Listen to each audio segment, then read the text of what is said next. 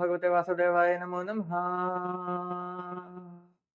आज 12वां अध्याय सत्संग की महिमा और कर्म त्याग की विधि का वर्णन स्वयं भगवान श्री कृष्ण करते हैं। वह कहते हैं कि यदि किसी यदि किसी जीव को यह मनुष्य शरीर जो कि भगवान को सबसे प्रिय है, यदि किसी को चाहिए कि वह किस प्रकार से कर्म करे, वह उलझन में है, वह उनके किस धर्म का पालन करे, तो वह इस उलझन से मुक्त रहे। क्योंकि स्वयं जो भगवान श्री कृष्ण है वह यह कह रहे हैं कि मैं सत्संग से जितना प्रसन्न होता हूँ उतना मैं और किसी चीज से भी प्रसन्न नहीं होता। यदि कोई मनुष्य है, उसने वेदों का अध्ययन किया है, बहुत सा ज्ञान प्राप्त किया है, बहुत से ज्ञानियों से वार्तालाप करी है, और इतना ज्ञान प्राप्त करके फिर मैं मेरी प्राप्ति वह करना चाहता है, हाँ वह उसे मेरी प्राप्ति हो जाएगी, उसमें कोई कठिनाई नहीं है। लेकिन जो मुझे प्रसन्नता मिलती है वह किसमें है? वह है प्रेम में। और यदि प्रेम से पत्ते में जल भी अर्पण करके रख दिया जाए तो वह किसी फिर कर्म को नहीं देखते कि तुमने मेरे लिए ऐसे क्यों नहीं किया या मेरे लिए ऐसे करना चाहिए था। जहाँ वो प्रेमी भक्तों के उस पत्ते में रखे हुए जल पर आ जाते हैं, वहाँ किसी धनी और घमंडी के 56 भोग धन के द्वारा तैयार किए गए उसको भी छोड़ देते हैं। तो वह तो प्रेम के लिए ही है। वह तो कहते हैं सत्संग से जितना प्रसन्न हूँ उतना तो मैं किसी से नहीं हूँ।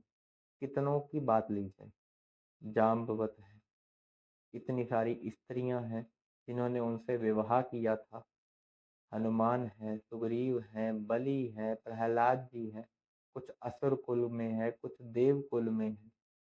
सब पर उन्होंने कृपा की है, और किस कारण से? कि वह सभी तो बस उनसे प्रेम करते थे, उनकी वाणी गाते थे, उनका सत्संग करते थे जो उनको बहुत प्रिय है, इसलिए उन पर कृपा कर दी।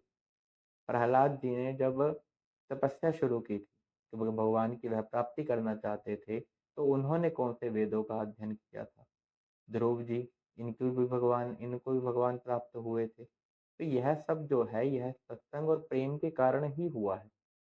तो वह तो कहते हैं कि मेरे को तो प्रेम ज्यादा प्रिय है। वह कहते हैं कि जब अक्रूर जी, मेरे चाचा, भैया बलराम जी और मुझे मथुरा लेकर आ रहे थे तो पीछे गोपियों का हाल बहुत बुरा था, क्योंकि वह मुझसे प्रेम ही इतना करती थी। वह तो मेरे बिना रह भी नहीं पा रही थी। जहाँ पर वो रास की थी मैंने उनके साथ, और रास में बहुत सी रात्रि उनकी एक क्षण के समान भी व्यतीत हो गई।